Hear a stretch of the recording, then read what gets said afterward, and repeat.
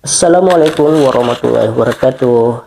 Hai teman-teman semuanya, apa kabar? Kembali lagi di channel Ifli Official 123. Alhamdulillah, kami akan berikan kepada Anda, ya, bukan Anda, kalian semua, terutama saya juga. Wasiat ini adalah wasiat dari Rasulullah Shallallahu Alaihi Wasallam kepada sahabatnya, yaitu Ali bin Abi Thalib.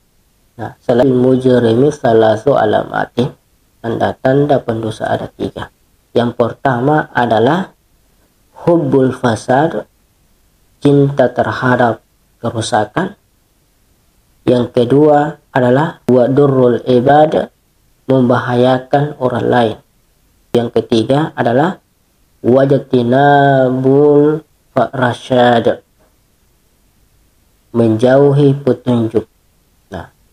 Orang yang menjauh petunjuk sama dengannya dia menjauhi Al-Quran.